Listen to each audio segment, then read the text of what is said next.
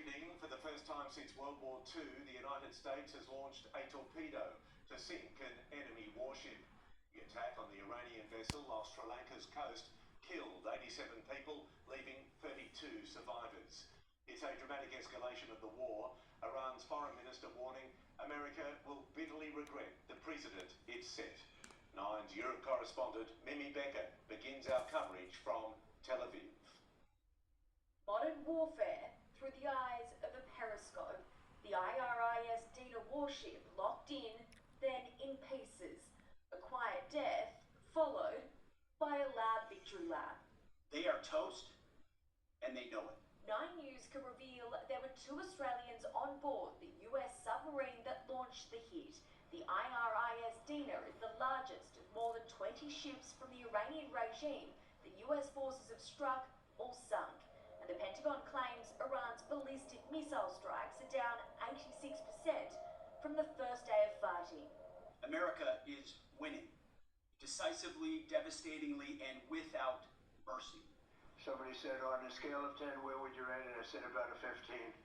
The Commander-in-Chief doubling down, maintaining that the US had 2 weeks to destroy a nuclear threat.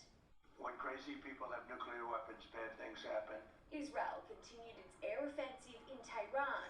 Those who can flee through neighbouring Armenia. Everybody in Iran, they are afraid. They are so brave. They want to end this regime. Surin Edgar's sister is in Tehran. Overnight, she sent him a very emotional voice note, saying the attacks were non-stop and very close to where she lives. She told me not to let her daughter return to Iran because it's simply too dangerous right now for them. In Lebanon, the IDF took aim at what it says were Hezbollah targets in Beirut and deployed troops in the south. In a matter of hours, tens of thousands were uprooted. Families left behind their homes, all their belongings, and their sense of normalcy. The displaced spending the night in public squares or seeking shelter in empty schools. This war continues to bleed over borders. Baghdad was engulfed in darkness after a power cut, missiles landing in Syria becoming a makeshift playground. And while it appears Iran's return fire is depleted, the threats have not disappeared. Hospitals moving their operations underground like the Khalid Health Service. So here are all the very, very ill patients of the hospital, which we should provide them continuously the best care, even under war. The youngest little lives protected. Gal Al-Azir's baby boy was born on the day of the first strikes. We chose the name Shalem, which is mean peaceful. We hope he will bring us peace and quietness, and he will be the antithesis of this situation. These two people have joined us in the world at a time which they have not chosen, but we have to be sure that we give them a safe place. In underground shelters across Tel Aviv, people and puppies wait for a missile threat to subside. Among them, Hosro Namati, an Iranian-American in Israel. I'm so glad it's happened. This regime is going out. This is my dream. So are you happy that the Israelis and US have struck Iran and started this war? Yes, we are very happy. They did the best. In Tel Aviv, Mimi Becker, 9 News. And Mimi Becker is live for us in Tel Aviv. Mimi, despite the extraordinary events that are unfolding, life is starting to return to some semblance of normal.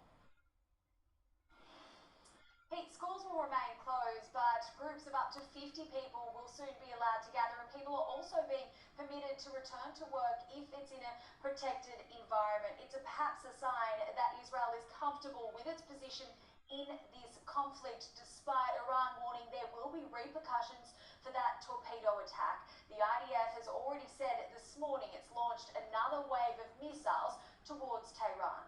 Pete? Mimi Becker in Tel Aviv, thank you. NATO has shot down an Iranian missile fired towards Turkey as the potential for more nations to be drawn into the conflict rises. It comes as a bid to rein in Trump's war powers was blocked by the US Senate.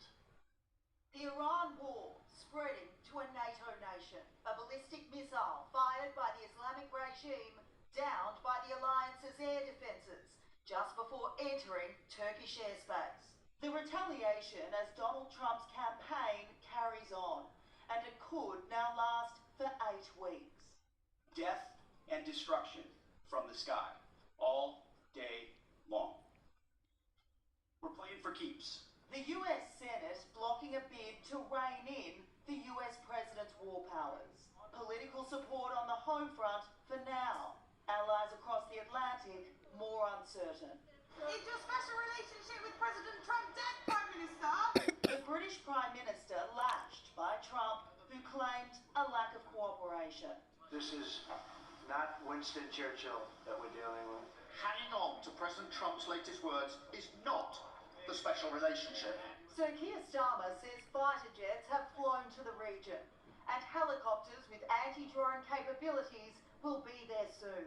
The Spanish Prime Minister unequivocal, despite threats to end trade. Se resume en 4 palabras. No to the war, he says. 23 years ago, another US administration dragged us into a war in the Middle East. Those words not clear enough for the White House. And it's my understanding over the past several hours, they've agreed to cooperate with the U.S. military. The Spanish foreign minister says that's not true. The German army also won't be participating in the war. History teaches us that starting wars is much easier than ending them, the country's defence minister says. Here at Portsmouth Harbour, the Royal Navy is preparing HMS Dragon to be deployed to Cyprus in the coming days. The destroyer taking on ammunition here and units capable of firing 8 missiles in 10 seconds. Greece sending warships and fighter jets there too. A defensive deployment to protect their own assets. In the United Kingdom, Hannah Sinclair, 9 News.